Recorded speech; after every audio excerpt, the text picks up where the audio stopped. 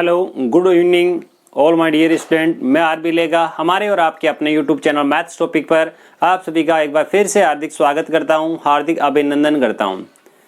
पीछे वाले वीडियो तक हमने देखा था जो हमारी कक्षा 10 की ट्रिग्नोमेट्री है, यानी कि चैप्टर नंबर 6, 7 और 8, उसमें चैप्टर नंबर 6 के जो इंपॉर्टेंट क्वेश्चंस थे वो हमने सारे देख लिए थे। चैप्टर नंबर 7 जो है उसमें भी हमने क्या देखा था, जो 7.1 है जहां से 6 नंबर के प्रश्न पूछे जाते हैं वो हमारी कंप्लीट हो गई थी। हमारे यहाँ पर क्या बचा था, एक तो हमारी जो एक्सरसाइज है वो 7.2 बची थी, और एक हमारा जो चैप्टर नंबर 8 है वो हमारा ट्रिग्नोमेट्री में बचा हुआ था। तो आज के इस वीडियो लेक्चर में हम ये देखने वाले हैं जो 7.2 है वहां से कैसा प्रश्न पूछा जाता है।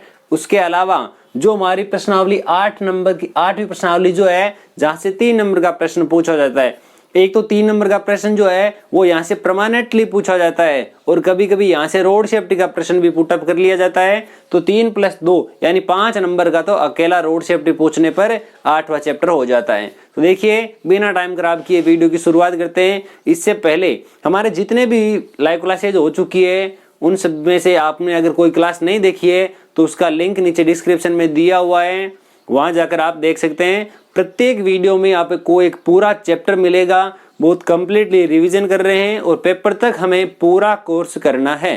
तो देखिए आगे बढ़ते हैं।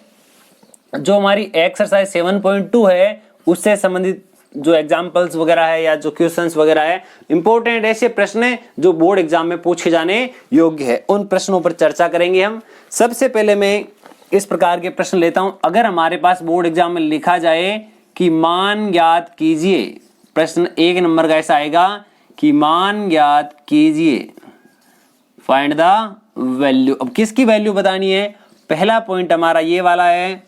मैं देखिए आंसर क्वेश्चन यहाँ लिख रहा हूं, अगर आपको ये क्वेश्चन आता है तो फटाफट से इसका आंसर कमेंट बॉक्स में लिख सकते हैं। मैं 2 क्वेश्चन एक साथ लिखूंगा, तब तक आप पहले वाले प्रश्न का आंसर लिख सकते हैं। एकदम छोटा सा 1 लाइन का आंसर है इसका, क्योंकि 1 नंबर वाले जितने भी प्रश्न होते हैं वो सारे छोटे छोटे लिखने होते हैं हमें।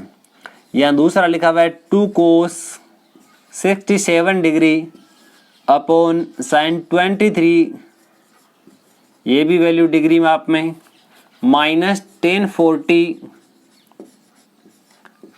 Upon cot 50 minus cos 60। ये मैंने 2 वैल्यू लिखी हुई है। इन दोनों की वैल्यू मुझे बताना है, ये हमारे पास प्रश्न लिखे हुए हैं। तो देखिए ये वाले जो प्रश्न है, इस प्रकार का अगर प्रश्न बोर्ड एग्जाम में पूछा जाए तो 1 नंबर का पूछा जाता है। इसके लिए हमें किन किन चीजों की आवश्यकता होती है वो देखिए। हमें ये वाले जो सारे टेक्नोमेट्रिकल रेशोज है इनके लिए हमें ये पता होना चाहिए कि जैसे sin 90 माइनस थीटा जो है वह cos थीटा के इक्वल होता है, cos 90 minus theta sine theta के बराबर होता है। यानी मैं ऐसा कह सकता हूं कि जो साइन 90 माइनस थीटा है वह तो कोस थीटा के बराबर हो गया, और कोस 90 माइनस थीटा जो है वो साइन थीटा के इक्वल हो गया। इसी प्रकार टेन और कोट एक दूसरे के हो जाएंगे, सेक और कोसेक एक दूसरे के हो जाएंगे। तो देखिए इन वीडियोस के दौरान हम जितने भी क्वेश्चंस कर रहे हैं उन सभी क्वेश्चंस पे बहुत ही ज़्यादा आपको प्रैक्टिस करनी है, और इनसे संबंधित जो भी दूसरे वाले प्रश्न भी बनते हैं उनके ऊपर भी आपको अपनी मजबूत पकड़ बनाए रखनी है, ताकि हम जो हमारा स्कोर शुरुआत में टारगेट लेके चले थे 100/100 का, वो आसानी से अचीव कर सकें। तो देखिए हमारा ये जो पहला प्रश्न है वो इस प्रकार का है कि कोट 34, जो कोट 34 है इसको मैं किस प्रकार से सोल्व करूंगा। एक है कोट और एक है टेन। इस प्रकार के प्रश्न जो आएंगे इन दोनों की, देखिए जो थीटा की वैल्यू है उन दोनों में थीटा की वैल्यू का जो सम होता है, जो योगफल होता है वो होता है 90 डिग्री। क्या कौन सा होता है, 90 डिग्री। इन दोनों में से किसी एक को चेंज करना है, जो हमारी हार्दिक इच्छा हो हम उसको चेंज कर सकते हैं। मैं देखिए यहाँ एक फॉर्मूला लगा देता हूँ, दोनों में से टेन या कोट में से कोई भी लगाओ चाहे। मैं यहाँ ऐसा लिख सकता हूँ कि टेन थीटा को मैं क्या लिख सकता हूँ, मैं यहाँ ऐसा लिख सकता हूँ कि कोट 90 माइनस थीटा। मेरे पास एक फॉर्मूला लिखा गया है कि टेन 90 माइनस थीटा जब लिखा, टेन थीटा जब लिखा गया हो उसको कोट 90 माइनस थीटा लिखा जा सकता है। इसके हिसाब से कोट का तो कोट लिखा हुआ ये रहा, कोट 34 डिग्री माइनस ये टेन थीटा है। इस टेन थीटा को मैं ऐसा लिख सकता हूं कि कोट 90 माइनस थीटा, थीटा की वैल्यू हमारे पास में 56 है। यहां तक हमने लिख दिया। और ये वाला जो मेरे पास में लिखा हुआ है कोट 34 डिग्री वो एज इट इज, इसमें ये कोट अपने आसपास जो भी लिखा हुआ है वो सेम। 90 माइनस 56, जब 90 में से 56 घटाए जाएंगे तो हमारे पास में बचेंगे 34। अब देखिए एक बार कोट 34 प्लस का, एक बार माइनस का, जब सेम ही वैल्यू प्लस और माइनस की हो तो हमारे पास आंसर कितना आ गया निकल करके 0। इस प्रकार से हमें इस प्रश्न का आंसर देना था, तब हमें जाकर के 1 नंबर पूरा मिलता है। इस प्रकार का कोई भी क्वेश्चन पूछा जाए उसमें फॉर्मूला विशेष तौर से लिखना है। एक दूसरा और भी तरीका होता है इसको लिखने का, कौन सा देखिए वो भी आपको थोड़ा सा बता देता हूं। ये जो मेरे पास लिखा है इसको ऐसे भी हम लिख सकते थे कि एक तो मेरे पास में ये कोड 34 सेम टू सेम, जो 1056 है उसको क्या मैं ऐसा लिख सकता हूं कि 1090 माइनस, अब देखिए ये मेरे पास ऐसा हो जाएगा 34। देखिए मैंने क्या लिखा, यहां मैंने लिख दिया 10 जो 56 है, 56 को मैं क्या लिख सकता हूं, 56 जो मेरे पास में क्या होता है 90 माइनस के 34, 56 इज इक्वल टू 90 माइनस 34 होता है। ये भी हम लिख सकते थे। यहाँ हमारे पास कोड 34 लिखा हुआ है और यहाँ 90 माइनस 34, इसकी जगह ये वाला फॉर्मूला लग जाता है कि 1090 minus theta is equal to क्या लग जाता कि 1090 minus theta is equal to cos theta. इसकी जगह आप कोट लिख सकते हो और थीटा की वैल्यू हमारे पास इसमें 34 है और यहाँ हमारे पास में 34 ऑलरेडी लिखा हुआ है, प्लस और माइनस मिलकर के कैंसिल होकर 0 आंसर आ जाएगा। कोई भी तरीका काम में लो, जो तरीका हमें सही सूटेबल लगे, जो हमारे लिए परफेक्ट हो, हमें वही तरीका लेकर के आगे बढ़ना है। तो देखिए हम ये राइट हैंड साइड में जो लिखा हुआ है उसकी वैल्यू भी बताते हैं। काफी विद्यार्थी हमारे साथ जुड़े हुए हैं, सबको एक बार फिर से गुड इवनिंग। बहुत अच्छा कर रहे हैं। जो क्वेश्चन आपको लिखा जा रहा है उसका आंसर फटाफट से नोटबुक में कीजिए, उस कमेंट सेक्शन में उसका आंसर बताने की कोशिश करें। अब देखिए साइन और कोस, टेन और कोट, इन दोनों में से किन्हीं एक एक को चेंज करना है, इन दोनों में से एक को चेंज करना है, इन दोनों में से एक को चेंज करना है। तो यहाँ मैं फॉर्मूला अप्लाई करता हूँ। देखिए मैं लिख सकता हूँ कि साइन, सीधा लिख दूं sine theta is equal to, sine theta को मैं क्या लिख सकता हूँ कोस 90 माइनस थीटा। ठीक है, मेरे पास में अगर लिखा गया हो कि टेन थीटा, उस टेन थीटा को मैं क्या लिख सकता हूँ, मैं लिख सकता हूँ कोट 90 माइनस थीटा। ये वाली वैल्यू में लिख सकता हूँ। हमें ये पता है कि ये वाले फॉर्मूलाज वगैरह होते हैं। ठीक है, अब क्या करेंगे, इन दोनों में से एक को चेंज कर रहा हूं मैं। ऊपर का तो मेरे पास 2 का 2, यहाँ मैं साइन को चेंज कर देता हूँ, कोस को सेम रख देता हूँ।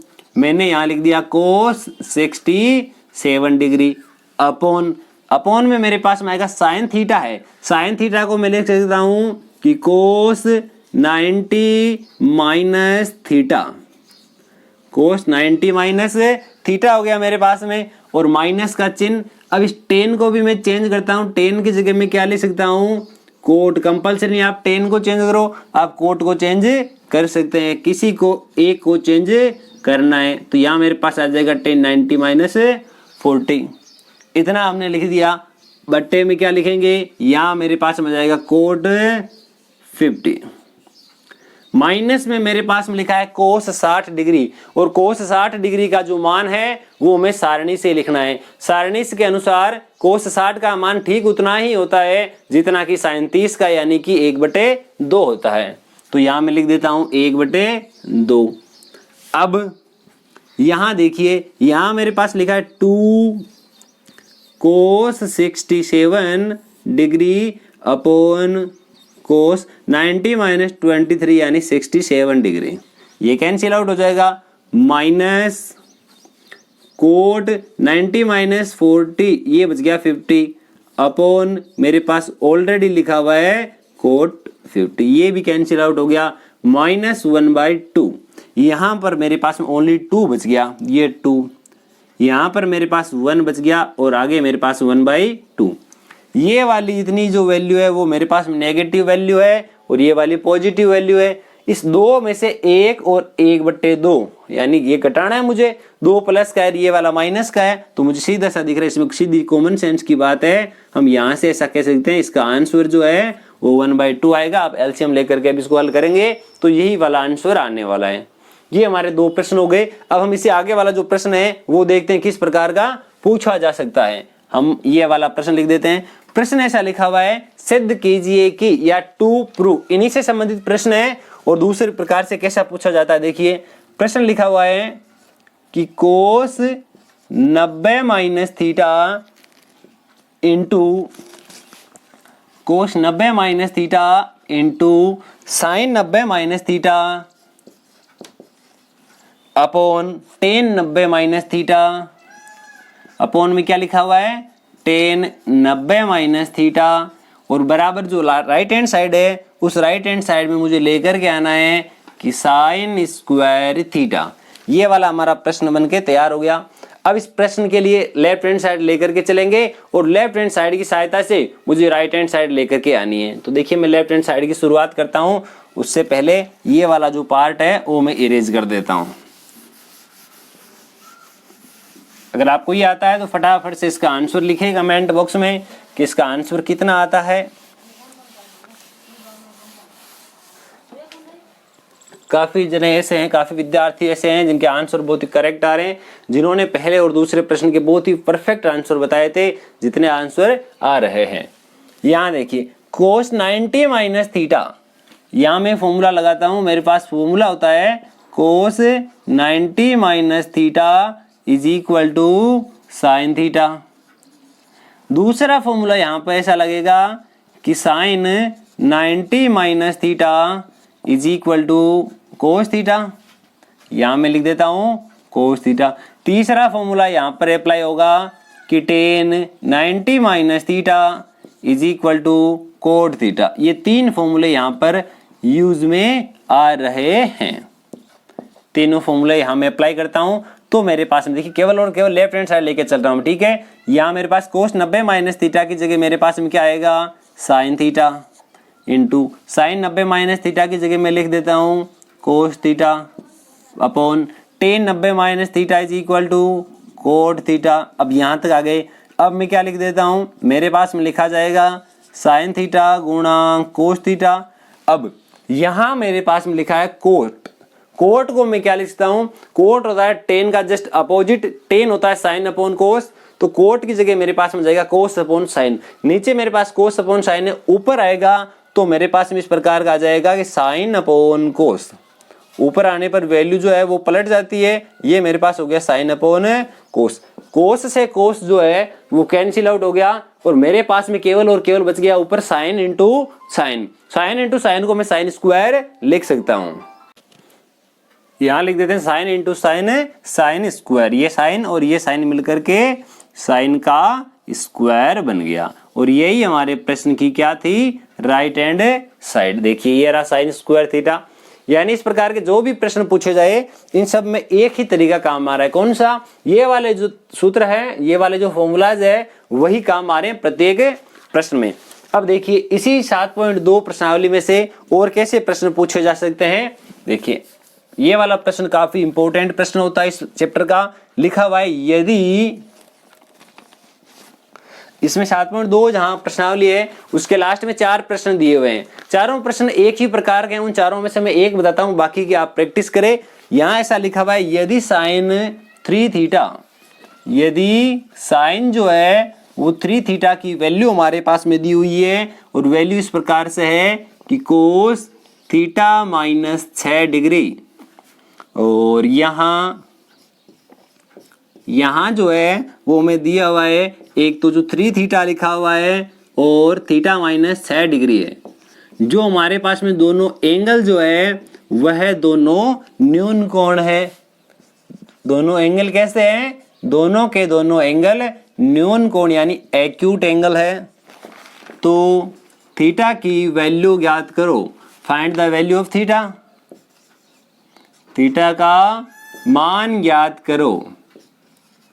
अब इस प्रकार के प्रश्न को कैसे हल किया जाता है वो देखते हैं। हमारे पास में थीटा की वैल्यू कितनी निकल के आएगी वो भी देखते हैं। अगर ये प्रश्न पूछा जाए तो ये प्रश्न 3 नंबर में पूछा जा सकता है। कैसे पूछा जाएगा? जो हमारा ट्रिग्नोमेट्री में से 6 नंबर का प्रश्न आता है वो 3 + 3 यानी 6 नंबर का इसी प्रकार से डिवाइड रहता है। ये वाला जो पूछा जाएगा तो उन 3 नंबरों में से यहाँ से पुटअप किया जा सकता है। तो फर्स्ट ऑफ ऑल मैं यहाँ लिख देता हूँ कि मुझे क्या दिया गया है। मेरे पास में लिखा गया sin 3 theta is equal to cos theta minus 6 degree. अब देखिए साइन और कोस जो दो है इन दोनों में क्या रिलेशन होता है? इन दोनों में ये वाला रिलेशन होता है। यहाँ पर मेरे पास लिखा हुआ है, चाहे ये नीचे वाला काम ले लो, दोनों में से कोई भी एक काम लेना है। इसका मतलब है या तो मैं इसको कोस में चेंज कर लूं या मैं इसको साइन में चेंज कर लूं, मेरा काम बन जाएगा। तो मैं क्या करता हूँ, ये वाला जो पार्ट है इसी को चेंज कर लेते हैं। कैसे मेरे पास आंसर आएगा? देखिए मैं यहाँ लिख देता हूँ कि साइन थीटा जो है उस साइन थीटा को कौन से फॉर्म में लिखना है? उसको ऐसे लिखना है कि कोस 90 माइनस थीटा। क्या लिखना है? Cos 90 degree minus theta. अब जो साइन 3 थीटा की जगह मेरे पास में क्या हो जाएगा? देखिए मैं यहाँ लिख देता हूँ कोस 90 डिग्री माइनस थीटा, और थीटा की वैल्यू मेरे पास में इस प्रश्न में 3 थीटा दी हुई है। ये मैंने लिख दिया 3 थीटा बराबर मेरे पास में प्रश्न में है कोस थीटा माइनस 6 डिग्री।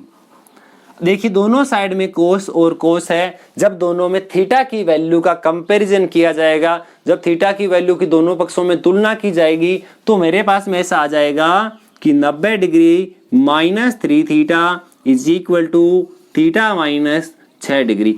अब मुझे क्या करना है? मुझे थीटा की वैल्यू को एक साइड में रखना है और जो डिग्री माप है उसको दूसरे साइड में रखना है। तो मैं यहाँ से पक्षांतरण कर देता हूँ। 90 डिग्री मेरे पास में यहाँ प्लस का था, मैंने यही रख लिया। 6 डिग्री को मैं इधर लेके आ जाता हूँ, आगे माइनस का था, इधर आने पर मेरे पास में जो 6 डिग्री है वो प्लस का हो जाएगा। आगे मेरे पास में थीटा लिखा हुआ है, ये माइनस का 3 थीटा। माइनस का 3 थीटा जैसे ही बराबर के उधर जाएगा मेरे पास में प्लस का हो जाएगा। ये मैंने लिख दिया 3 थीटा। अब हम क्या करेंगे? मेरे पास में देखिए थीटा जो है उनका सम कर लेंगे, उन दोनों का जोड़ कर लेंगे। मेरे पास में ये वाली वैल्यू जो है वो थीटा की आ गई। अब इन दोनों को भी मुझे जोड़ना पड़ रहा है, इन दोनों को भी मैं जोड़ लेता हूँ। ये रहा मेरे पास 96 डिग्री। अब मुझे थीटा की वैल्यू बतानी थी, तो थीटा इज इक्वल टू 96/4। ये मेरे पास में आ रहा है 24 डिग्री। अतः थीटा बराबर, नीचे वाली लिखना है, लिखते समय लेखन शैली हमारी जो है वो एकदम परफेक्ट होनी चाहिए। लेखन शैली जो एकदम परफेक्ट होनी चाहिए, तभी जो कॉपी चेक करने वाला होता है उसमें बहुत ही अच्छा इफेक्ट पड़ता है। देखिए जैसा मैंने लिखा है आप उसी रूप में लिख कर आना है। जो हमने जो चिन्ह काम में लिए हैं वो भी लेना है। इनका स्टार्टिंग पॉइंट सबका सेम होना चाहिए। और यहाँ नीचे जो है ये वाला लिख देंगे, theta is equal to 24 degree.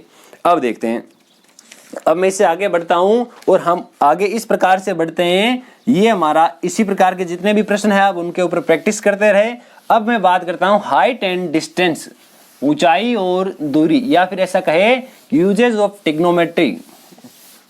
जो त्रिकोणमिति है उसके अनुप्रयोग, उसके अनुप्रयोग किस प्रकार से होंगे वो देखते हैं। इस प्रश्नावली में से हमें किस किस प्रकार के प्रश्न पूछे जाते हैं, किस प्रकार से हमें उनका उत्तर देना है, और हमारी इन प्रकार के प्रश्नों में लेखन शैली कैसी होनी चाहिए। अगर एक बात की जाए तो ये वाला 8वां चैप्टर है वो, ये मान लो जो हमारे 18-19 चैप्टर है उनमें से एक इजीएस्ट चैप्टर है। बहुत ही सरलतम प्रश्नावली है, बस केवल और केवल समझने की जरूरत है। समझने की जरूरत कैसे? अगर इस प्रकार के प्रश्न में सबसे पहला काम, मेन मोटिव यह रहता है इस प्रकार के प्रश्नों का, जो हमारा क्वेश्चन है, क्वेश्चन की भाषा जो है वो हमें समझ में आनी चाहिए। अगर आपको जो प्रश्न है वो 100/100% समझ में आ गया तो ये मान लो आपने आधी जंग जो है वो जीत ली। क्योंकि अगर क्वेश्चन ही समझ में नहीं आ रहा है तो आंसर नहीं कर पाओगे। पहले प्रश्न को आराम से पढ़े। अगर प्रश्न समझ में नहीं आ रहा, उन्नयन अवनमन कौन सा कोण दिया हुआ है, तो उनको वापस देखे, एक बार प्रश्न को वापस रिपीट कर सकते हैं। क्योंकि अगर क्वेश्चन एक बार समझ में आ गया तो आंसर में कोई समस्या नहीं आएगी। देखिए इस पूरे चैप्टर में हमारे पास 8 उदाहरण और 27 या 28 प्रश्न है।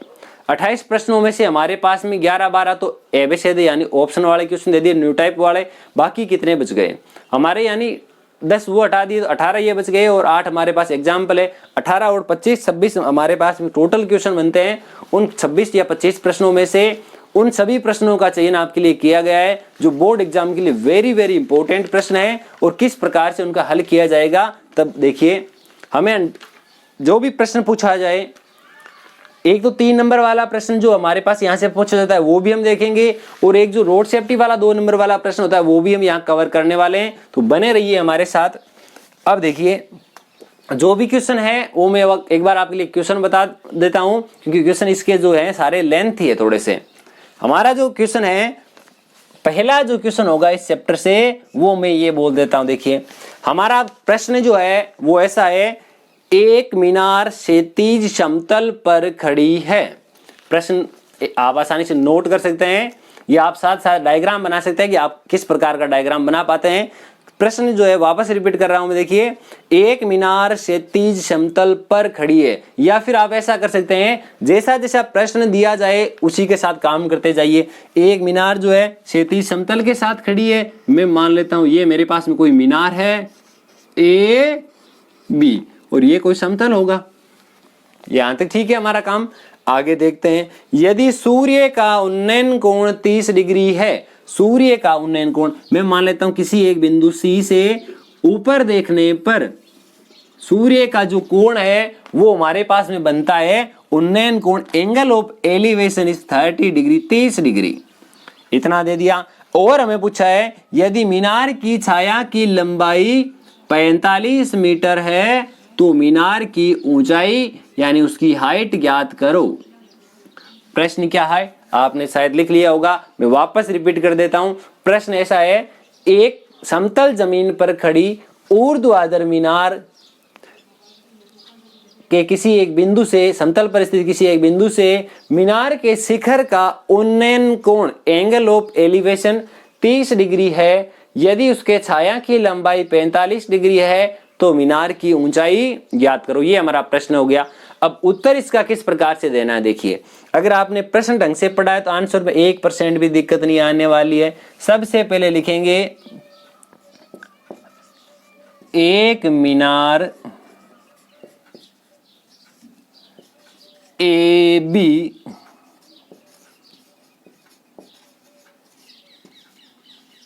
जिसकी ऊंचाई h है। h यानी h क्या प्रश्न में दिया हुआ था? h नहीं दिया हुआ है तो मैंने मान लिया एक मीनार जो है ए बी है जिसकी ऊंचाई जो है h है। हमने माना तो मैंने लिख दिया माना।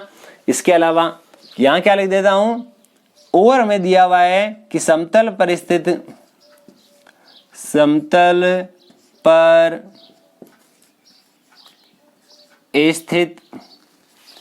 किसी बिंदु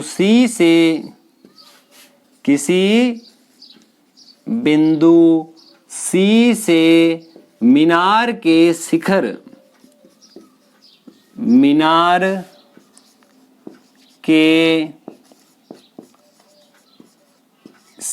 का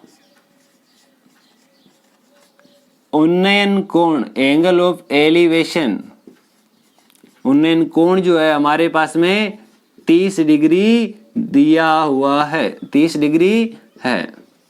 ठीक है। मीनार की छाया की लंबाई,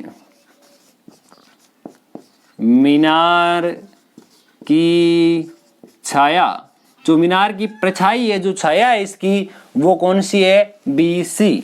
यहां मैं बना देता हूं BC की लंबाई 45 मीटर यानी 45 मीटर है। मुझे नहीं लगता कि मैंने जो 4 लाइन लिखी है इन चारों लाइनों में किसी भी के समस्या होने वाली। क्यों? क्योंकि जो मैंने 4 लाइन लिखी है वो सारा का सारा प्रश्न से उठाया गया मटेरियल है। अलावा में मैंने लिखा था कि ये मीनार ए बी जिसका नाम मान प्रश्न में नहीं दिया था, मैंने मान लिया इसकी ऊंचाई h है। इसी प्रकार से एक बिंदु C जो है कितने डिग्री का कोण बनाती है? 30 डिग्री का, और इसकी छाया जो इसकी लंबाई BC बराबर 45 है। अब देखिए, अब जो मेन पार्ट है वो एकदम इजी वे में हम इसको हल करते हैं। अब देखिए, मुझे इसकी हाइट बतानी है। ये मुझे पता है कि त्रिकोणमिति एक समकोण त्रिभुज पे डिपेंडेंट करती है और ये इसका आधार हो गया, इसका बेस पॉइंट हो गया, ये इसका लंब यानी इसका परपेंडिकुलर हो गया। आधार और लंब, ये तो इसका आधार, ये इसका लंब। लंब और आधार किस में आते हैं? अगर आपको पता हो तो हमने क्या लिखा था, ये वाला ऐसा ही लिखा था, लाल बटरा कक्का साइन कोस टेन। टेन में हमारे पास लंब और आधार दोनों आते हैं। तो यहां मैं लिख देता हूं, देखिए कि त्रिभुज ए बी सी में, कौन से त्रिभुज में लिख रहे हैं वो भी हमें साथ साथ दर्शाना है। यहां मैं ऐसा लिख देता हूं कि टेन थीटा की वैल्यू कितनी, 30 डिग्री। टेन थीटा होता है हमारे पास में लंब बटे आधार, परपेंडिकुलर अपॉन बेस, ठीक है। लंब की वैल्यू हमारे पास में ए बी दी हुई है और आधार जो है वो हमारे पास में बी सी दिया हुआ है। अब हम क्या लिखेंगे, देखिए हमें, मैंने क्या बताया था पिछले वाले वीडियो में, मॉर्निंग टाइम वाले में ये बताया था कि जो हमारी टेबल है वो हमें परफेक्टली याद होनी चाहिए। याद, एक तो चैप्टर नंबर 6 में पूरी की पूरी हमारे पास में टेबल काम में आई थी, और मैंने बताया था जो चैप्टर नंबर 8 है पूरा का पूरा सारणी से होने वाला है। टेन जो 30 डिग्री है उसका मान सारणी के अनुसार होता है 1/√3। तो ए बी का मान हमारे पास में h जो कि दिया हुआ है, हमने माना था ना अभी प्रश्न में, और बी सी बराबर हमारे पास में कितना है, 45। मैं इसको वज्र गुणा कर देता हूं। वज्र गुणा करते ही मेरे पास में आ गया h√3 बराबर 45, और यहां से मैं कह सकता हूं कि मेरे पास में जो h है उसकी वैल्यू आ जाएगी 45/√3। आपको सबको पता है, हमने 9th क्लास में एक बहुत चीज सीखी थी कि बट्टे में कभी भी अंडर रूट का निशान नहीं आना चाहिए। 10th क्लास में पूरी साल भर ये पढ़ते आ रहे हैं कि बट्टे में कभी भी रूट की संख्या नहीं होनी चाहिए। अगर नहीं होनी चाहिए तो उसको किस प्रकार से हटाते हैं, जो हर है उसका परिमेयकरण कर देते हैं। यानी अंडर रूट का निशान कब हटेगा, जब मेरे पास में एक अंडर√3 और आ जाएगा, तो मैं अंडर√3 से ऊपर और नीचे गुणा कर देता हूं।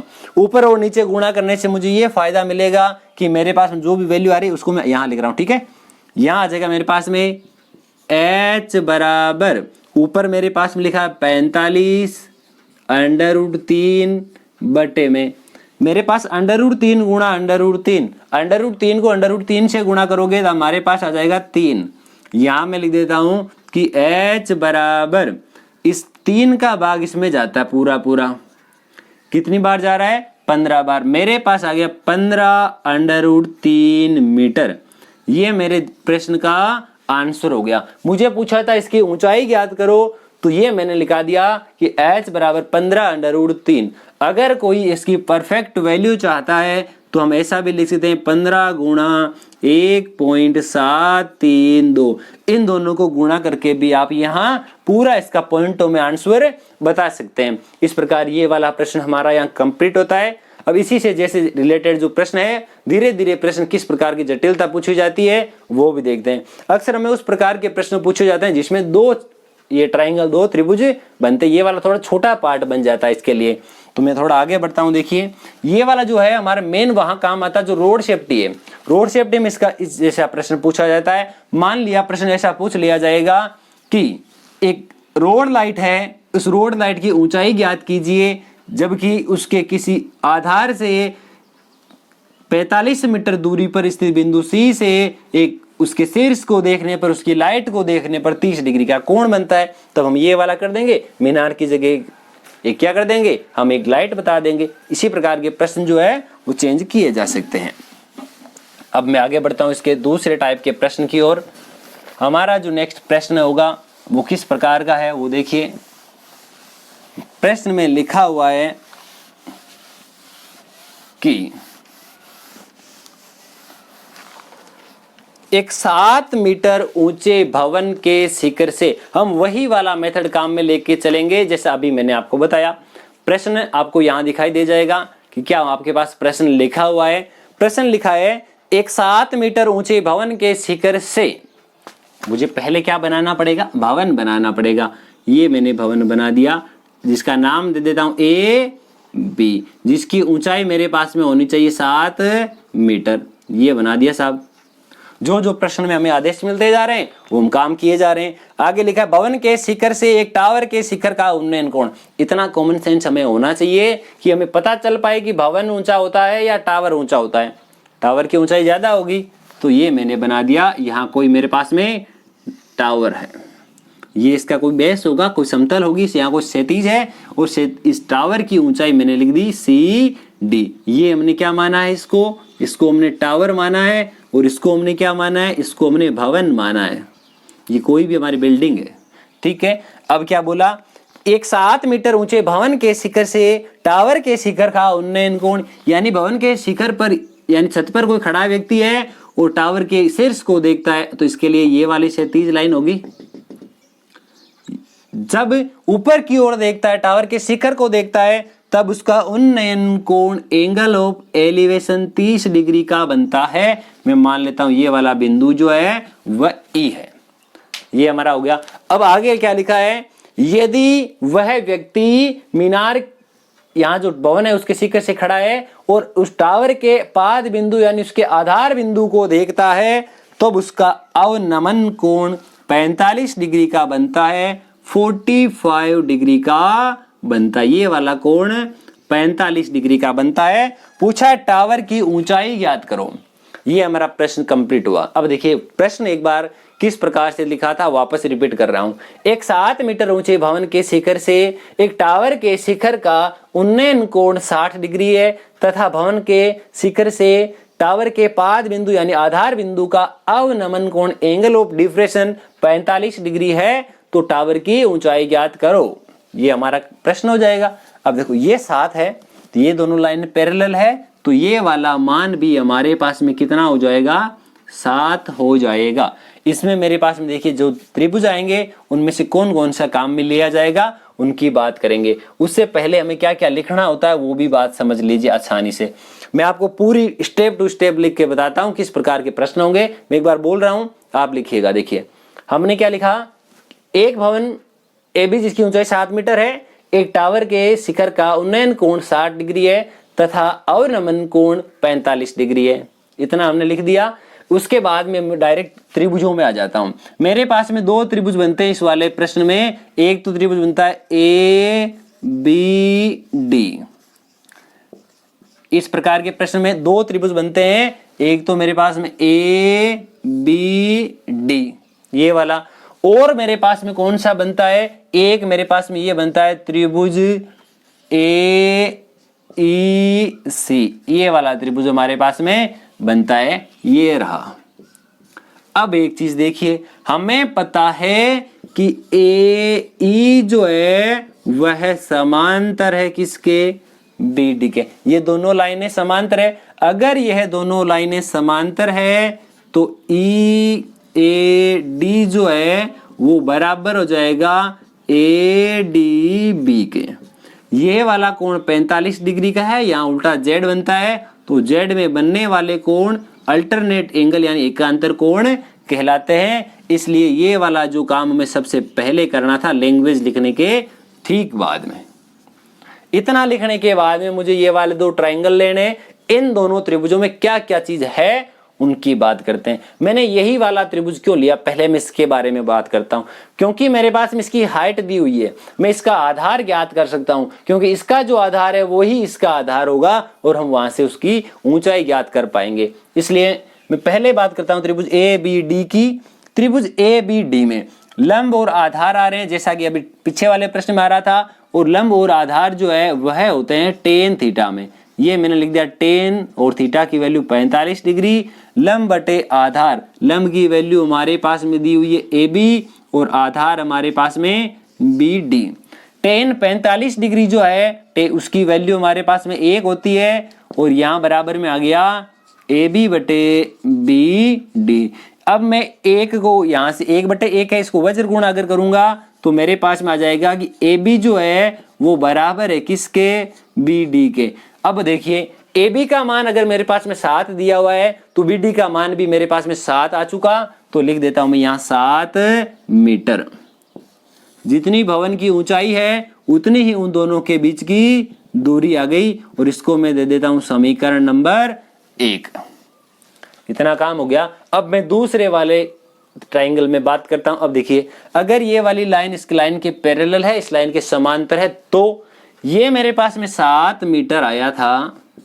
क्या मैं कह सकता हूं कि जो मेरे पास में बी डी है, वो बी डी जो है वो हमारे पास में ए ई के बराबर आएगा।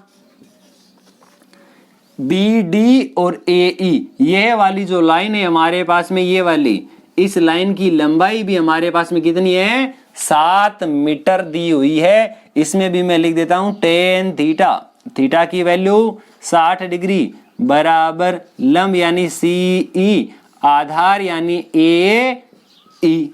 टेन 60 डिग्री का जो मान होता है वो होता है अंडर रूट के 3 बराबर सी ई का मान हमें पता ही नहीं है, या तो सी ई लिखो या इसकी जगह एक्स मान सकते हो या इसकी जगह एच भी मान सकते हो।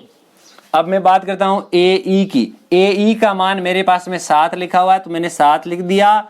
अब मैं इसको वज्र गुणा कर देता हूं, मेरे पास में आ जाएगा सी ई बराबर 7 अंडर रूट 3, और ये मेरे पास आ गई समीकरण नंबर 2।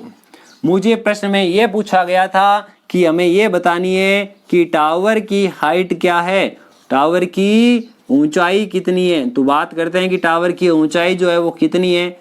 टावर की ऊंचाई जो है वह सी ई प्लस ई डी के फॉर्म में है। कौन कौन से फॉर्म में है? सी ई प्लस ई डी के रूप में।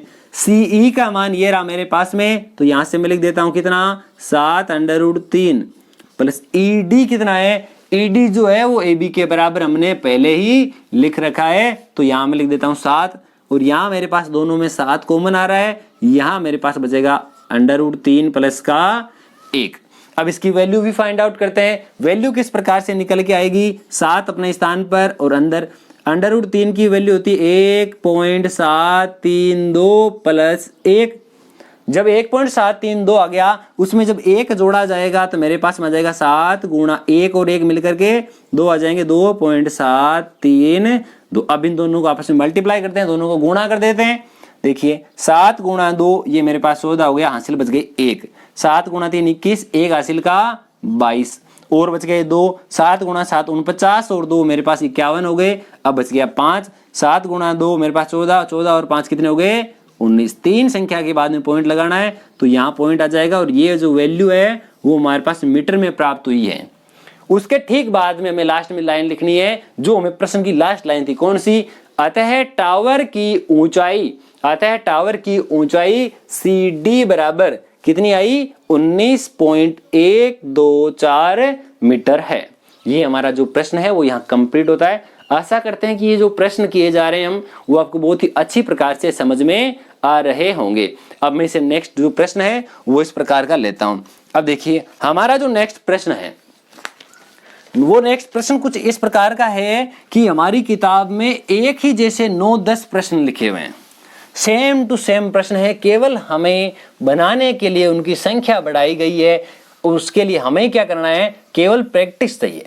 हमें केवल एक ऐसा मेथड लेके चलना है ताकि उन 10 प्रश्नों के लिए हम अगर एक प्रश्न भी सोल्व कर लेना तो हमारे 10 प्रश्न करेक्ट होने चाहिए थे। अब मैं बात करता हूं कि हमारे किताब में जो 10 प्रश्न हैं वो कौन कौन से हैं जो एकदम एज इट इज है, उन दोनों में कोई अंतर नहीं है। तो सबसे पहले मैं बात करता हूं प्रश्नावली में, एक तो हमारा प्रश्न संख्या 7 है। एक जैसे जो प्रश्न है उनकी बात करूं, अगर मैं उदाहरण की बात करूं तो भी हमारे पास में 2 उदाहरण भी है जो उन्हीं के जैसे हैं। एक तो उदाहरण नंबर 5 है, एक उदाहरण नंबर 6 है। और जो हमारे प्रश्न है उन प्रश्नों में हमारे पास में कितने प्रश्न है वो भी देख लीजिए। एक हमारे पास में प्रश्न संख्या 7 था, एक हमारे पास 15 है, एक हमारे पास 16 है, एक हमारे पास 17 है। हमारे पास जो प्रश्न है उनकी श्रृंखला जो है कंटिन्यू जारी है। 15, 16, 17 हमारे पास आ गए। उसके बाद में हमारे पास 18 नंबर प्रश्न भी ऐसा है, 25 नंबर भी ऐसा है, और उसके बाद में हमारे पास में जो 26 नंबर प्रश्न है और 28 नंबर प्रश्न है। अब आप इन आसानी से काउंट करके देख सकते हैं कि कितने प्रश्न मैंने लिखे हैं। ये जितने भी प्रश्न मैंने लिखे उन सब में डायग्राम सेम बनने वाला है। जो आंसर है उनकी प्रक्रिया एकदम 100/100 सेम होने वाली है। मैं जैसे इनमें से 1 या 2 प्रश्न करके बताता हूं, आपको बहुत ही अच्छी प्रकार से समझ में आ जाएगा। हमें एक प्रश्न या दो प्रश्न लेकर के चलेंगे और ये वाले 10 प्रश्न हम दोनों प्रश्नों की सहायता से कर सकते हैं। तो इनके ऊपर विशेष फोकस करना है कि मैं कौन सा तरीका काम ले रहा हूं, किस मेथड से इनको हल कर रहा हूं, विशेष ध्यान दीजिएगा। मैं बात करता हूं इनके जैसे कोई भी किसी भी इनमें से कोई प्रश्न उठा लेता हूं और उनको हल करते हैं। देखिए क्या हमारे पास आंसर आता है। कुछ इस प्रकार से लिखा हुआ है कि प्रश्न लिखते हैं, देखिए सुनिएगा, साथ साथ नोट डाउन भी कर सकते हैं आप। क्वेश्चन लिखा है, समुद्र के तल से 60 मीटर ऊंचे लाइट हाउस के शिखर से, क्या बोला, एक समुद्र है, ये मैं मान लेता हूं यहां इस प्रकार से कोई समुद्र होगा, ठीक है। समुद्र के तट के ऊपर किनारे पर एक लाइट हाउस है और मैं मान लेता हूं जो लाइट हाउस है वो है इस प्रकार का A-B। समुद्र के तल से 60 मीटर ऊंचाई पर है ये वाला, इसकी ऊंचाई, इसकी हाइट कितनी दी हुई है, 60 मीटर ऊंचाई, यहां तक ठीक है। आगे क्या बोला, 60 मीटर ऊंचे लाइट हाउस के शिखर से देखने पर समुद्र में दो जहाजें आ रही है, उनके उन्नयन कोण दिए हुए हैं, एक तो हमारे पास 30 डिग्री का है और एक हमारे पास 45 डिग्री का है। उसी के साथ ये बोला कि दोनों जहाजें इसके एक ही ओर आ रही है टावर, और दोनों जहाजें एक ही लाइन में स्थित है, तो ये हमारे पास टावर हो गया, ये हमारे पास में दोनों जहाजें हो गई। एक को बिंदु C नाम दे देता हूं, दूसरे को D नाम देता हूं। एक बार इसको देखा, एक बार दूसरी जहाज D को देखा, दोनों को देखने पर अलग अलग प्रकार के दोनों को देखने पर अलग अलग प्रकार के हमारे पास में जो है वो एंगल बनते हैं। एक कोण तो हमारे पास में 30 डिग्री का बनता है, ये वाला कोण हमारे पास में कितने डिग्री का बनता है, 30 डिग्री का, और यह वाला जो कोण है हमारे पास में ये वाला पूरा 45 डिग्री का बनता है। सबसे पहले क्या लिखेंगे, यहां ये जो बिंदु है इसको मैं कुछ नाम देता हूं, ABCD तक आया हुआ है, ये हमारे पास बिंदु E हो जाएगा। मुझे नहीं लगता कि इस डायग्राम में किसी को दिक्कत होगी। एक समुद्र का तल है जिसके किनारे पर एक 60 मीटर ऊंचा एक लाइट हाउस है। लाइट हाउस के शिखर से समुद्र में आ रही जहाजों को देखने के लिए यहाँ कोई व्यक्ति खड़ा, तो इसने पहले इसको देखा, दोनों बिंदुओं को देखा, दोनों बिंदुओं का मतलब दोनों जहाजों को देखा, तो बनने वाले कोण 30 डिग्री और 45 डिग्री उसने लिखे। अब मैं क्या कहूंगा, सबसे पहले लिए लिखेंगे समुद्र तल में स्थित एक 60 मीटर ऊंचे लाइट हाउस के शिखर से दोनों जहाजों के उन्नयन कोण, क्या लिखेंगे, समुद्र तट पर स्थित, समुद्र के तट यानी किनारे पर स्थित 60 मीटर ऊंचे लाइट हाउस के शिखर से, लाइट हाउस के शिखर से दो जहाजों के अवनमन कोण, दो जहाजों के अवनमन कोण 30 डिग्री व 45 डिग्री है। क्रमशः कितने कितने हैं, एक तो 30 डिग्री का और एक 45 डिग्री का। ये वाला 30 का है, तो यहां पर देखिए मैं यहां लिख देता हूं कि AE जो है वह समांतर है BD के। AE किसके समांतर है, BD के, तो EAD, इसलिए एंगल EAD जो है वह बराबर है किसके, ADB के, एंगल ADB। इसी के साथ एक चीज और, ये वाला जो कोण था हमारे पास में 30 का है, तो ये भी हमारे पास में 30 डिग्री का हो जाएगा। अब सेम यही मेथड होगा, दिस इंप्लाइज, और मैं कह सकता हूं कि EAC, ये वाला जो पूरा 45 डिग्री वाला है EAC, एंगल EAC जो बराबर हो जाएगा एंगल ACB के, और ये वाला कितने डिग्री का, 45 डिग्री का। और कोष्टक में जो हमारा कारण है वो लिखना है अल्टरनेट एंगल यानी एकांतर कोण, क्योंकि जेड में बनने वाले कोण कैसे होते हैं, एकांतर। इतना हमने लिख दिया।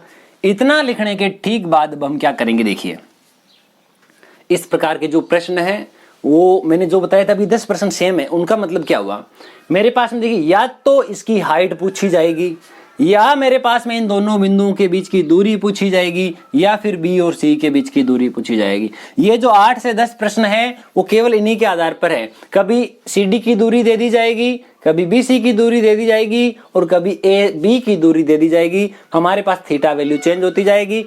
प्रक्रिया सारे के सारे प्रश्नों की सेम टू सेम होने वाली है। मेरे पास इस प्रश्न में एक तो त्रिभुज बनता है ए बी सी, कौन सा त्रिभुज, ए बी सी, और दूसरा त्रिभुज मेरे पास बनता है ए बी डी। मुझे केवल राइट एंगल ट्राइंगल लेना है, ये वाला मत ले लेना ए सी डी वाला, क्योंकि समकोण होना चाहिए। तो देखिए दोनों त्रिभुज ले लेते हैं। एक तो त्रिभुज मेरे पास बनता है कि त्रिभुज ए बी सी, और दूसरा त्रिभुज मेरे पास बनेगा त्रिभुज ए बी डी।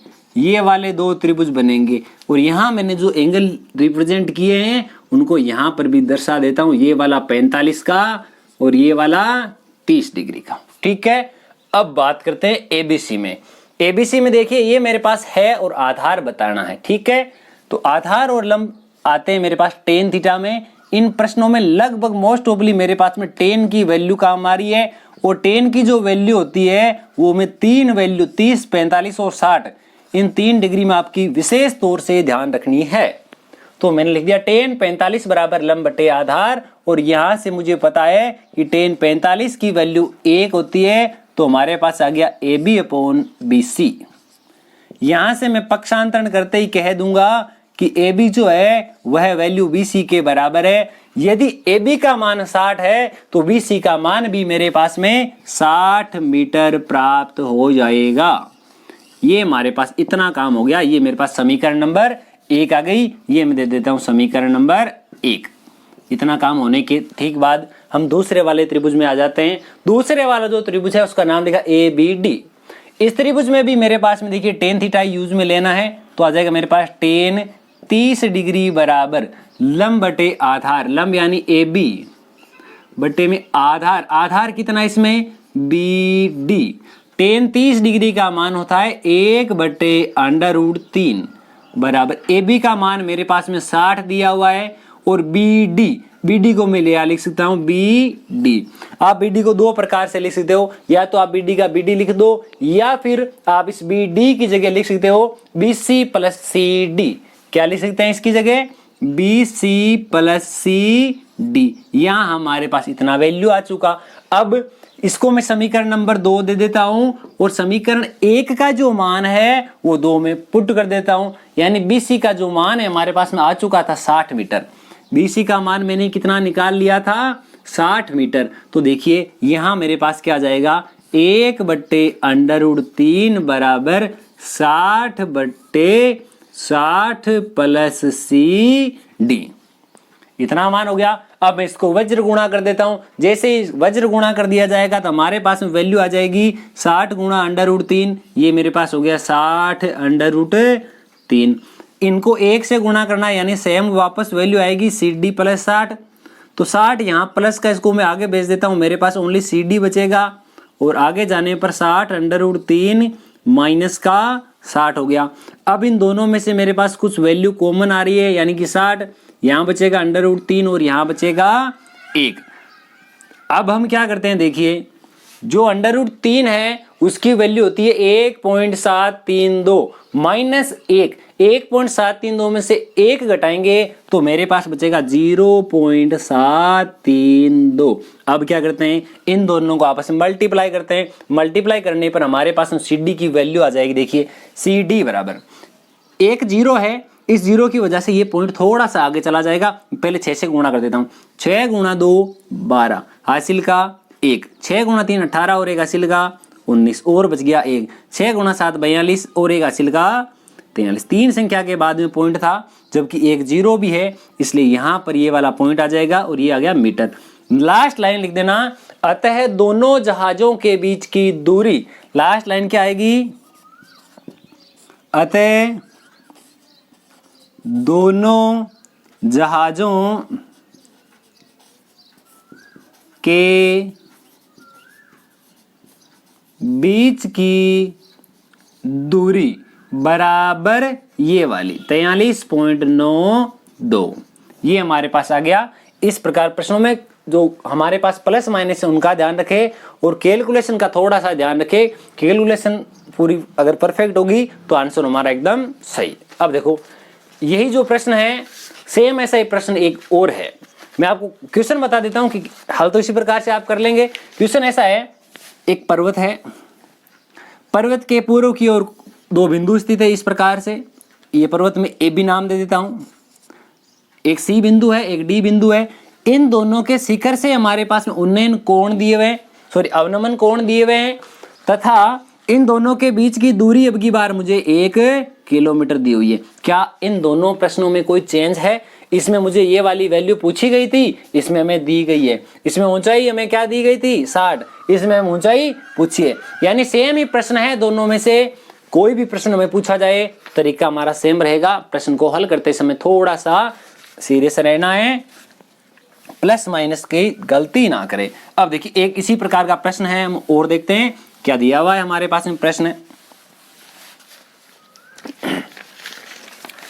मैं प्रश्न बोल देता हूं जब तक इसको इरेज किया जा रहा है। प्रश्न कुछ इस प्रकार का है, यदि सूर्य का कोण, यदि सूर्य का जो कोण है वह उन्नयन कोण है, ठीक है, सूर्य का उन्नयन कोण 30 डिग्री से 60 डिग्री में परिवर्तित हो जाता है, तो इन दोनों उन्नयन कोणों पर 15 मीटर ऊंचे एक पेड़ या एक लाइट हाउस या कुछ भी एक भवन, उसकी जो परछाई है, उसकी जो छाया है, उसकी अंदर छाया में कितना अंतर आएगा, कितनी बढ़ेगी या कितनी घटेगी। प्रश्न एक बार वापस रिपीट कर रहा हूं।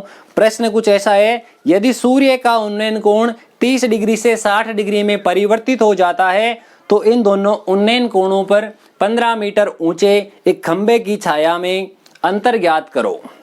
देखिए सबसे पहला काम, मेरे पास में एक खंबा दिया हुआ है ए बी, ये मेरे पास में कोई समतल है जहां पर वह खंबा खड़ा है, ठीक है, एकदम परपेंडिकुलर है 90 डिग्री के कोण बनाने के साथ में। मुझे दिया गया था जो कोण है वो 30 डिग्री से 60 डिग्री में चेंज हो, मतलब पहले तो कोण जो है वो कितने डिग्री का बनता था, पहले कोण बनता था 30 डिग्री का। उन्नयन कोण की बात हो रही है तो यहां से ऊपर देखने पर बनता है उन्नयन कोण। पहले कोण 30 डिग्री का बनता था, वह कोण 30 से 60 का बनने लगा। कब? मैं मान लेता हूं बिंदु सी पर कोई व्यक्ति खड़ा है, उसने ठीक जैसे ही ऊपर देखा तो उसने 30 डिग्री का कोण पाया। कुछ दूरी चलने के बाद वह मान लिया बिंदु डी पर आ गया है, और अब वापस उसने ऊपर की ओर देखा तो देखा कि ये जो खंबा है उसको देखने पर अब की बार जो कोण बना, वह जो कोण है वो अब कितने डिग्री का बनता है, 60 डिग्री का। और तब किसी ने बताया कि हमारे पास में जो खंबा है उसकी ऊंचाई जो है वो 15 मीटर है, दोनों की ऊंचाई जो है वह 15 मीटर है। तो बताइए कि छाया में कितना अंतर आया। पहले छाया कितनी थी BC, छाया कितनी थी B से लेकर C तक, हमें पूछा है वो कितना चल करके गया, छाया में कितना अंतर आया। तो हमारे पास पहले छाया थी BC, अब हो गई हमारे पास BD। तो जैसे ही आप BC में से क्या करेंगे BD घटा लेंगे तो छाया की लंबाई अंतर जो हमारे पास C से D तक की दूरी आ जाएगी। क्या अभी मैंने जो पूरा प्रश्न करवाया था उसमें और इसमें कोई चेंज है? किसी प्रकार का 1% भी कोई चेंज है? नहीं चेंज है, सेम डिट्टो प्रश्न है। केवल हमारे पास में उसमें क्या 30 और 45 दिया गया था, इसमें 30 और 60 दिया गया है। उसमें हमारे पास 60 मीटर दी गई थी और इसमें हमारे पास 15 मीटर दी हुई है। आशा है कि आप ये प्रश्न बहुत ही अच्छी प्रकार से हल कर पाएंगे। इसका आंसर आप कमेंट बॉक्स में लिखिए।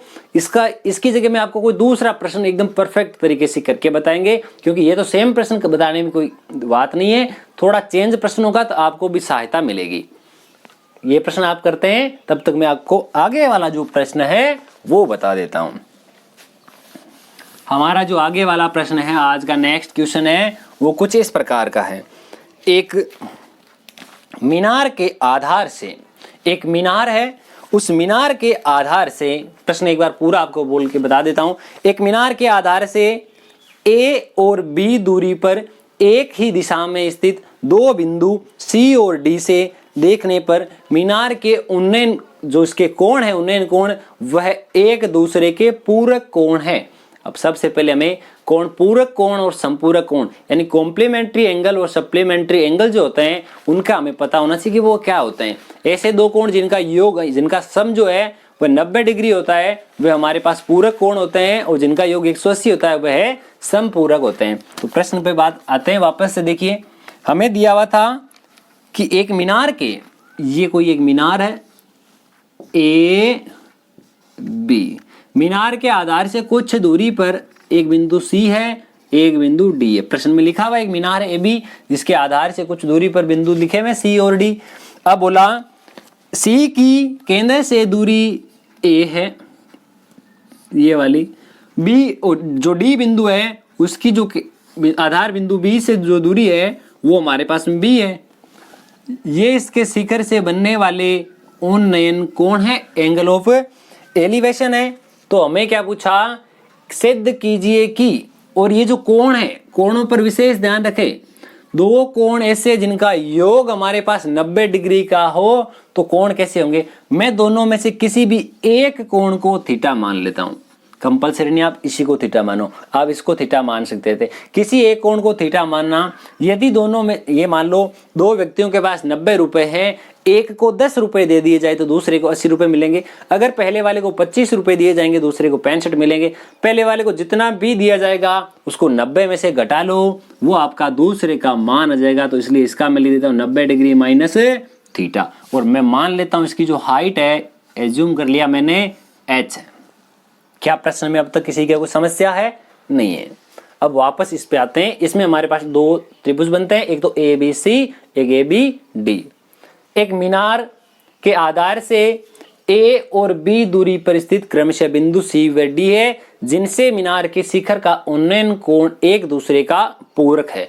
इतनी भाषा लिखने के बाद हम वापस दोनों त्रिभुजों पे आ जाते हैं। एक तो त्रिभुज हमारा ए बी सी, और जो दूसरा त्रिभुज है हमारा वह त्रिभुज है ए बी डी। इन दोनों त्रिभुजों में चर्चा करेंगे। पहले कोई भी एक त्रिभुज ले लो, मैं ले लेता हूं ए बी सी। इसमें मैं लिख देता हूं, देखिए tan theta is equal to, आधार नीचे आ जाएगा और लंब ऊपर आ जाएगा, लंब बटे आधार। टेन थीटा का तो इसमें टेन थीटा ही रहने वाला है क्योंकि थीटा की वैल्यू में दी हुई है ही नहीं। ए बी का मान हमारे पास में h है और बी सी की जगह में ए लिख सकता हूं। इतना हमने लिख दिया। अब मैं क्या करता हूं, मुझे चाहिए सिद्ध कीजिए कि इसकी ऊंचाई, मुझे क्या सिद्ध करना है, सिद्ध कीजिए कि इसकी ऊंचाई h बराबर अंडर रूट ए बी है। ये वाला सेम ऐसा डिट्टो प्रश्न जो है वो हमारा प्रश्न संख्या 7 था। जो हमारा प्रश्न संख्या 7 है विविध प्रश्नावली का, सेम ऐसा ही आप देख सकते हैं वहां से। अब देखो मैं बात करता हूं इसके लिए, मुझे हाइट बतानी है तो मैं इसको हाइट के बराबर लेके चलता हूं। हाइट h बराबर वज्र गुणा करने पर टेन गुणा ए, यानी लिख देता हूं a गुणा टेन थीटा। इसको मैं दे देता हूं समीकरण नंबर 1। ठीक है, h का एक मान आ गया। अब हम दूसरे वाले त्रिभुज में चलते हैं। दूसरे वाले जो त्रिभुज है उसमें भी मुझे ऐसा ही लिखना पड़ेगा कि टेन थीटा, थीटा की वैल्यू अगली बार हमारे पास में 90 माइनस थीटा लिखी हुई है, बराबर लंब बटे आधार ए बी बटा बी डी। ठीक है, अब हम इससे आगे बात करते हैं। अभी मैंने जो 7.2 प्रश्नावली बताई थी उसमें हमने लिखा था tan 90 minus theta is equal to cot theta. Tan 90 minus theta बराबर है कोट थीटा, और यहां हमारे पास में एफ बी का मान h और बी डी का मान b लिखा हुआ है। वज्र गुणा करने पर जब वज्र गुणा किया जाएगा तो हमारे पास आ जाएगा h बराबर b गुणा कोट थीटा, b गुणा कोट थीटा। ये आ गया हमारे पास समीकरण नंबर 2। समीकरण 1 और समीकरण 2 दोनों में h की वैल्यू है, इसको बराबर तो रख नहीं सकते क्योंकि मुझे h की ही वैल्यू चाहिए। तो h की वैल्यू दोनों समीकरणों से चाहिए, तो मैं ऐसा लिख देता हूं, समीकरण 1 तथा समीकरण 2 को गुणा करने पर, समीकरण 1 को समीकरण 2 से गुणा करने पर h गुणा h, लेफ्ट हैंड साइड में हमारे पास आएगा h गुणा h बराबर a गुणा टेन थीटा गुणा का निशान b गुणा कोट थीटा। अब a तो अपने स्थान पर, ये टेन थीटा भी अपने स्थान पर। क्या कोट जो है उस कोट को टेन में चेंज किया जा सकता है? हाँ, कोट बराबर होता है 1/tan थीटा, या फिर आप कोट को एज इट इज रख लो, टेन को लिख सकते हो 1/cot थीटा।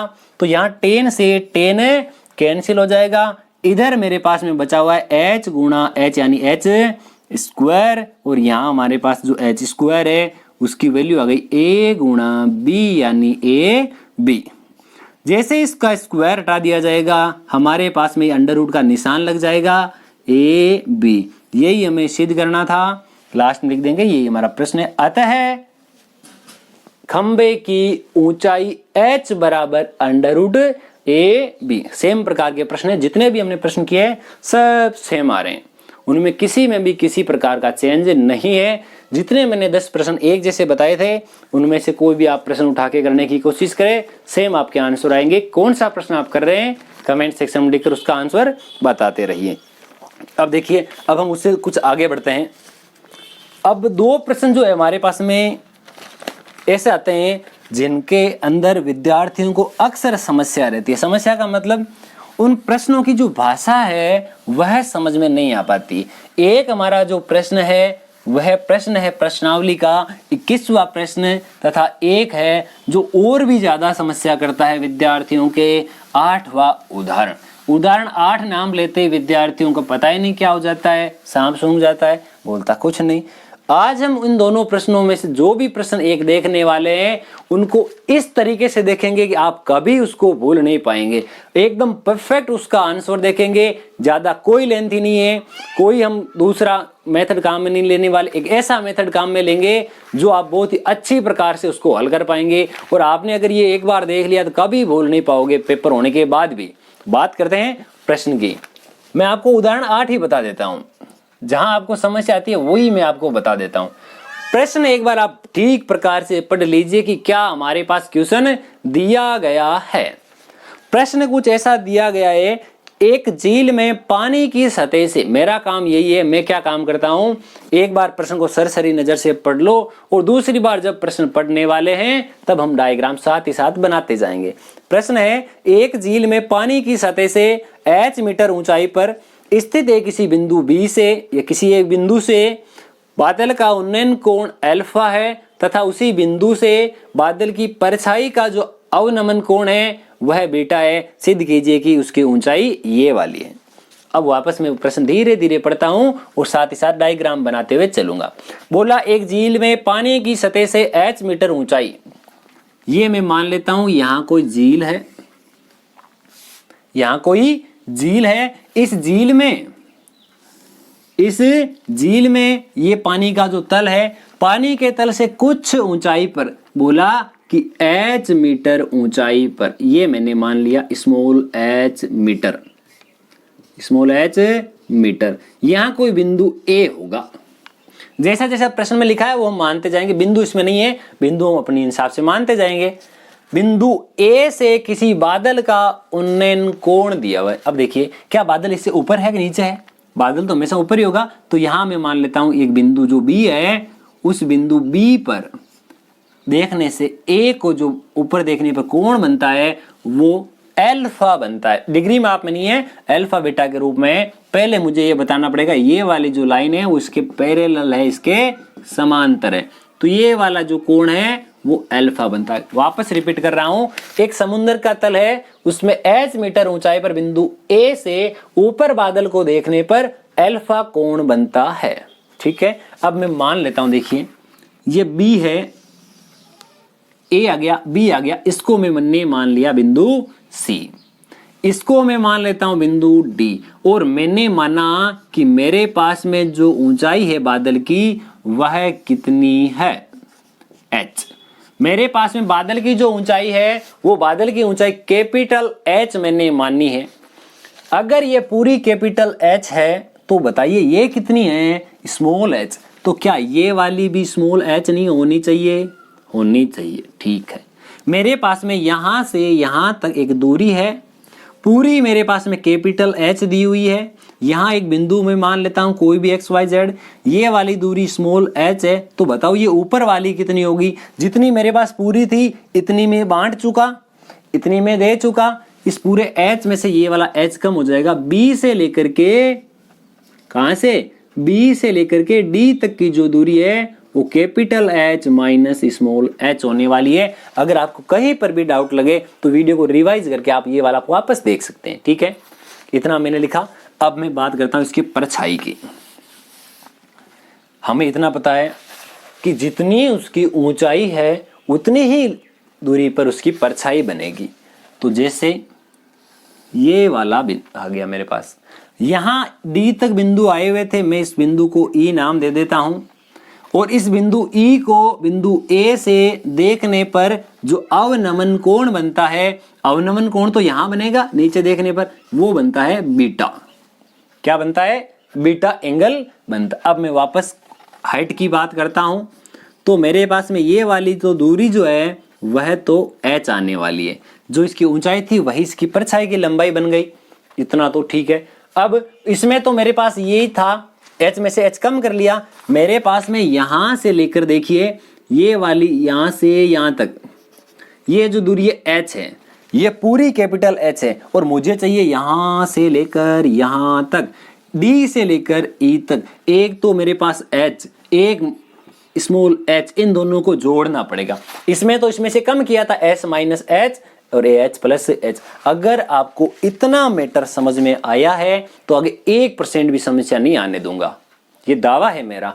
अब देखो बहुत आसान भाषा में इसका आंसर लिखते हैं, और हाइट जो है हमें क्या प्रूफ करना है वो मैं आपको यहां लिख के बता देता हूं। मुझे ये प्रूफ करना है, सिद्ध कीजिए कि इसकी ऊंचाई जो है वो ऐसी है कि h into 10 beta plus 10 alpha upon 10 beta minus 10 alpha, ये वाला हमें प्रूफ करना है। ठीक है साहब, अब हम प्रश्न पे वापस आते हैं, बहुत अच्छी प्रकार से आनंदमय तरीके से इस प्रश्न को हल करते हैं। तो देखिए सबसे पहले मेरे पास में ट्राइंगल कौन कौन से काम में लेने वाले हैं, किन दो त्रिभुजों में एंगल बनते हैं, तो उन त्रिभुजों का चयन कर लेते हैं। मेरे पास में एक त्रिभुज है, त्रिभुज ADB, जिसमें एंगल अल्फा बनता है।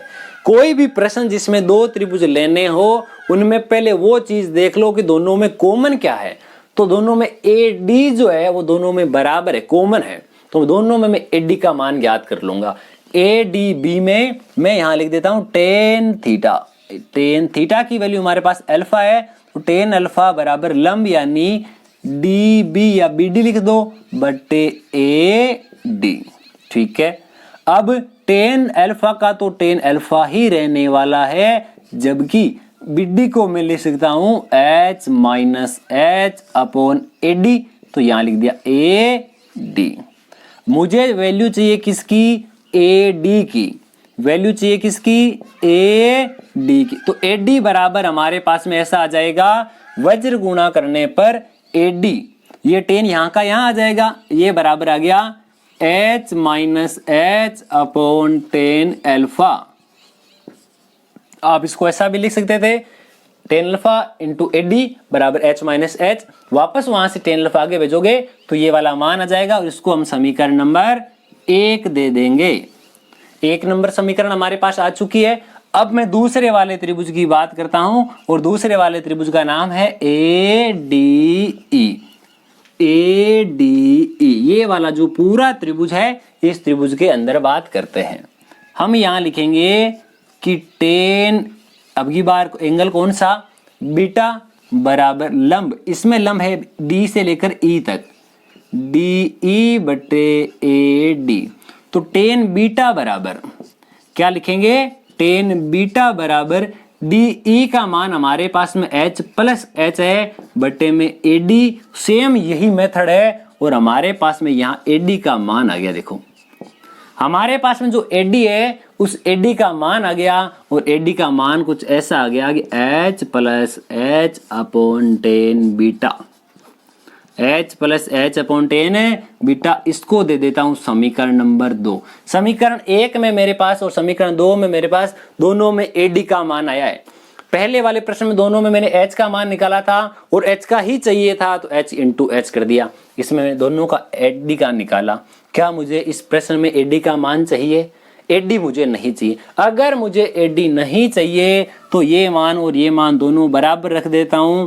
समीकरण 1 व समीकरण 2 से, समीकरण 1 व समीकरण 2 से मैं यहां ऐसा लिख देता हूं कि ये वाला बराबर, देखिए h minus H upon 10 alpha बराबर h plus H upon 10 beta. दोनों समीकरण की लेफ्ट हैंड साइड एडी बराबर एडी यानी दोनों बराबर थे, तो मैंने दोनों समीकरणों के राइट हैंड साइड को भी बराबर लिख दिया। अब इतना लिखने के बाद अब इन दोनों को मैं वज्र गुणा कर देता हूं, क्रॉस मल्टीप्लाई कर देता हूं, तो हमारे पास में वैल्यू निकल के कुछ इस प्रकार से आएगी 10 बीटा गुणा कैपिटल एच, तो यहां आ गया h इंटू 10 बीटा माइनस का चिन्ह स्मॉल h गुणा 10 बीटा, स्मॉल h गुणा 10 बीटा। ये एक साइड हमारी कंप्लीट हो गई। अब 10 अल्फा को मैं इन दोनों से गुणा करता हूं तो कैपिटल H गुणा 10 अल्फा प्लस स्मॉल h गुणा 10 अल्फा।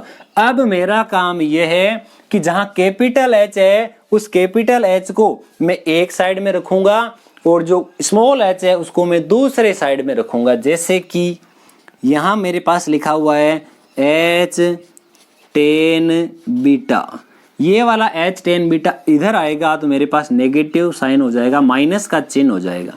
ये 10 अल्फा बराबर ये मेरे पास लिखा h 10 अल्फा और ये h 10 बीटा आगे जाएगा तो प्लस का हो जाएगा h 10 बीटा।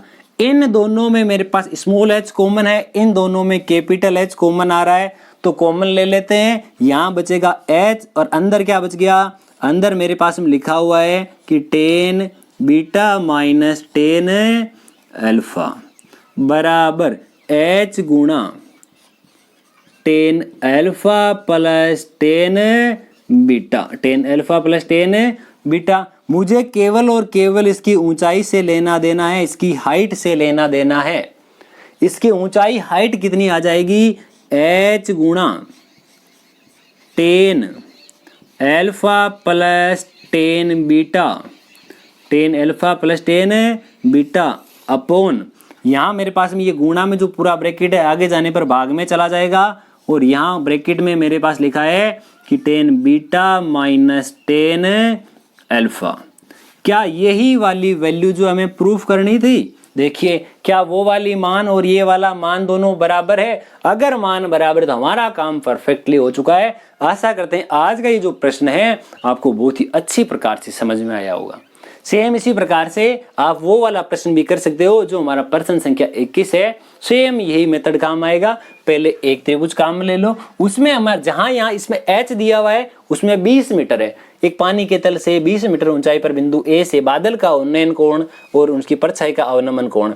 यहाँ अल्फा और बीटा की जगह आपको प्रूफ कुछ भी नहीं करना, ये वाला पार्ट उसमें नहीं होगा, काम छोटा हो जाएगा। यहाँ समीकरण 1 और समीकरण 2 जो है 10 अल्फा और 10 बीटा की जगह हमारे पास थीटा की वैल्यू दी हुई है, वहां हमारे पास समीकरण 1 और समीकरण 2 में वैल्यू किसकी आ जाएगी, ये वाला मान आ जाएगा। तब हम क्या करेंगे, दोनों को बराबर रखेंगे तो हमारे पास में जो चीज पूछी गई है पहले तो आएगा मान ये वाला x जो h है उसका मान हमारे पास में आ जाएगा कि ये पूरा 40 है। उसके बाद में ये वाला हमारे पास 20 आएगा। बाद में ये वाला त्रिभुज BDA, मुझे ये पूछा, ये वाली पूछी है 20 वाले 21वें प्रश्न में ये दूरी पूछी है AB यानी कर्ण पूछा है, और कर्ण जिसमें भी आता है जिस अनुपात में आता है उसके अनुसार आप साइन वाला भी काम लेके बता देना, ये वाली दूरी आ जाएगी। अब हम इसे थोड़ा सा और आगे बढ़ते हैं और हमारे पास किस प्रकार के प्रश्न जो पूछे जाते हैं उन पर भी देखते हैं। अब देखिए इनके अलावा आपको कौन कौन से प्रश्न और देखने होंगे। जितने प्रश्न मैं बता रहा हूं उनके आधार पर सारा चैप्टर हो जाएगा। क्यों? क्योंकि ये जो प्रश्न मैंने अभी किए हैं 2-3, उनके आधार पर देखिए मैंने क्या बताया था, 10 प्रश्न एक जैसे हैं। 10 प्रश्नों में से मैंने 2-3 तो बता ही दिया आपको, 2-3 के अलावा 10 प्रश्न वो हो गए, और एक ये वाला जो अभी लास्ट में आपको बताया ये वाला, एक ये हो गए 11, एक इसी के सेम टू सेम ऐसा और है, और ये हो गए 12। अब मेरे पास में आपको कौन सा प्रश्न और देखना है, आपको देखना जो एक अपूर्ण मीनार है और एक आंधी आने के कारण 2 पेड़ टूटते हैं। एक तो 13 नंबर प्रश्न है और एक लास्ट में से 21-22वां प्रश्न है, शायद ऐसा ही कुछ। ये दोनों प्रश्न आपको देखने, ये 3 प्रश्न हो गए, एक तो अपूर्ण मीनार का और एक आंधी आने के कारण वृक्ष टूटते हैं। तीनों प्रश्न एक ही पैटर्न के आधार पर होंगे और इस प्रकार का तीनों में डायग्राम बनेगा। देखिए ये वाला तीनों में सेम बनेगा, पहले ये वाला त्रिभुज ले लेना, बाद में ये वाला त्रिभुज ले लेना, आप आसानी से इन प्रश्नों को हल कर पाएंगे। अब देखो, अब मैं वो वाला प्रश्न ले लेता हूं जहां अक्सर प्रश्न पूछे जाने की संभावना रहती है। कौन सा प्रश्न है, देखिए वे वाला प्रश्न जिसमें लिखा हुआ था एक राजमार्ग, जो एक राजमार्ग है वो एक मीनार के नीचे से होकर के गुजरता है। मीनार के शिखर पर एक व्यक्ति खड़ा है, सड़क पर आती हुई किसी कार को देखता है और कार को देखने पर वह जो कोण बनता है वो 30 डिग्री का होता है। कुछ समय बाद यानी 6 सेकंड बाद उसने देखा कि वो 30 डिग्री वाला कोण चेंज होकर के 60 डिग्री में हो गया। अब बताइए कि वह कितने समय बाद कार मीनार के नीचे से होकर गुजरेगी। सेम वही वाला प्रश्न है जैसे अभी हमने 10 प्रश्न सेम किए थे, उन्हीं से रिलेटेड प्रश्न है, वापस मैं आपको बताता हूं। देखिए हमारे पास ये जो प्रश्न है वो किस प्रकार से सोल्व होने वाला है। इस प्रकार का दिया हुआ है कि हमारे पास में लिखा था एक समतल जमीन है, या मान लिया एक मीनार है दी हुई, एक मीनार के नीचे से एक राजमार्ग होकर के गुजरता है। यहां मैं नाम दे देता हूं, जो मीनार है उसका नाम AB है और ये कोई राजमार्ग है।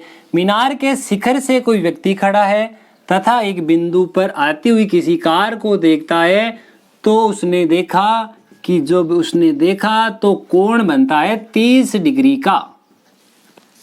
अवनमन कोण जो है वह 30 डिग्री का बनता है। कुछ समय बाद यानी कि 6 सेकंड बाद, कितने समय बाद, 6 सेकंड बाद उसने देखा कि बिंदु कार जो है वो D पर आ चुकी है।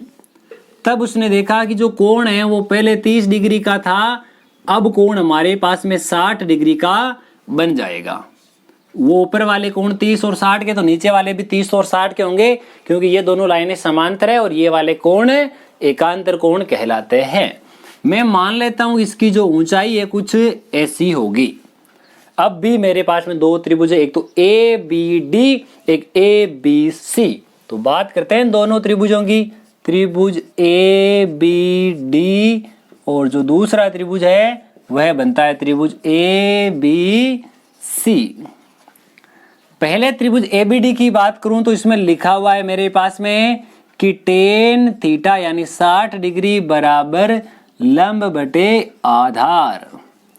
यहां से tan 60 का मान होता है √3। tan 60 का मान क्या होता है, √3, और यहां बराबर आ गया H बटा BD। यहां मैं इसको क्या लिख सकता हूं कि H बराबर BD √3, और या फिर आपको मुझे चाहिए तो मैं ऐसा भी लिख सकता हूं कि BD की जगह क्या आ जाएगा, H बटा √3। इन दोनों को एक साथ सम्मिलित रूप से मैं समीकरण नंबर 1 दे देता हूं, क्योंकि इन दोनों में से जिसकी भी वैल्यू मुझे आगे जाकर चाहिए होगी उसको मैं लिख दूंगा समीकरण 1 से। अब मैं दूसरे वाले त्रिभुज के ऊपर आ जाता हूं। दूसरे वाला जो त्रिभुज ABC है उसमें मेरे पास लिखा हुआ है tan थीटा यानी 30 डिग्री बराबर लंब बटे आधार। लंब यानी H दिया हुआ है और आधार हमारे पास BC लिखा हुआ है। इतना हमने लिख दिया। अब यहां से मैं लिख देता हूं जो tan 30 डिग्री है उसकी वैल्यू हमारे पास कुछ ऐसी होती है, बराबर H बटा BC। अब वज्र गुणा करने पर हमारे पास में H√3 बराबर BC, और यहां से H की जो वैल्यू आई वह आ गई हमारे पास में BC बटा √3। ये भी H की वैल्यू है, ये भी H की वैल्यू है। इन दोनों वैल्यू की मैं कंपैरिजन कर देता हूं, तुलना कर देता हूं समीकरण 1 व समीकरण 2 से। समीकरण 1 व समीकरण 2 से हम ऐसा कह सकते हैं कि h, ये भी h की वैल्यू, ये भी h की वैल्यू, तो राइट हैंड साइड भी बराबर होगी क्योंकि लेफ्ट हैंड साइड बराबर है। तो यहाँ मेरे पास आ जाएगा BD √3 बराबर BC √3। वज्र गुणा करने पर √3 गुणा √3, 3 ये 3 आ जाएगा, अंडर रूट कैंसिल हो जाएगा, 3BD बराबर BC आ गया। हमें पता है कि BC के मैं 2 भाग कर सकता हूं, एक तो BD और एक CD। BC के 2 भाग कर रहे हैं, कौन कौन से, एक तो भाग BD और दूसरा भाग CD। BD यहां प्लस का, इधर आएगा तो माइनस का हो जाएगा। यहां 3 BD है, 3 में से 1 BD कैंसिल हो जाएगा, यहां बचेगा 2 BD बराबर CD। अब हम देखते हैं कि C से लेकर के D तक आने में लगने वाला समय 6 सेकंड है, तो यहां मैं लिख देता हूं 6 सेकंड। अब यहां आकर के मैंने मान लिखा है, पहले मैंने नहीं लिखा क्योंकि आवश्यकता नहीं पड़ी, हम प्रश्न हल करते गए बाकी प्रश्नों की भांति। यहां हम क्या लिखेंगे, देखिए यहां नीचे लिखना, यहां हमारे पास आ जाएगा BD बराबर 6 सेकंड, ये 2 गुणा वाला आगे जाएगा तो हमारे पास में आ जाएगा भाग में। अब मैं लिख सकता हूं कि मेरे पास में आ गया BD बराबर 6/2 यानी कितने सेकंड आया, 3 सेकंड। लास्ट में हमें क्या लिखना होगा, अतः 3 सेकंड पश्चात या 3 सेकंड बाद कार मीनार के, 3 सेकंड बाद कार मीनार के नीचे से होकर, 3 सेकंड बाद कार मीनार के नीचे से होकर जाएगी या गुजरेगी। इस प्रकार ये वाला प्रश्न भी हमारा कंप्लीट है। सेम इसी के जैसा हमारा एक उदाहरण भी है जिसमें हमारे पास 10 सेकंड का टाइमिंग दिया हुआ है, उसमें गति पूछी है, तो गति का सूत्र लास्ट में काम में लेकर के हम उसकी चाल आराम से बता पाएंगे। ऐसा करते हैं, आज का ये वीडियो आपके लिए बहुत ही अच्छा होगा, अच्छा साबित होगा, इसका प्रत्येक प्रश्न आपके लिए लाभदायक होगा। आपको अगर ये हमारा वीडियो अच्छा लग रहा हो तो वीडियो को लाइक करें, अपने सभी दोस्तों में शेयर करना ना भूले, क्योंकि किसी को भी अगर ये वीडियो देखने को मिलता है तो उसके कम से कम, हमारा ये पूरा ट्रिग्नोमेट्रिकल का रेशो जो है 11+2 यानी 13 नंबर का है। अगर हमारी वजह से कोई 5 number, 7 number, 10 number, 2 number, 5 number जितने भी इंक्रीज कर पाता है, हमें बहुत ही खुशी होगी। तो वीडियो को शुरू से लेकर अंत तक देखने के लिए आपका बहुत बहुत धन्यवाद। सुबह मॉर्निंग में 9 बजे मिलते हैं इससे आगे वाले चैप्टर निर्देशांक ज्यामिति के साथ। निर्देशांक ज्यामिति में से हर बार एक प्रश्न 6 नंबर का पूछा जाएगा, वेरी वेरी इंपॉर्टेंट प्रश्नावली है। तो सुबह 9 बजे मिलते हैं, देखना ना भूले, अपने सभी दोस्तों में शेयर करें, सबको बताएं कि इस चैनल पर हमेशा प्रतिदिन 2 वीडियो मॉर्निंग और इवनिंग दोनों टाइम मिलते हैं और पेपर तक सिलेबस पूरा करवाने का दावा किया जा रहा है। इसी के साथ जय हिंद, जय भारत, मिलते हैं 9 बजे।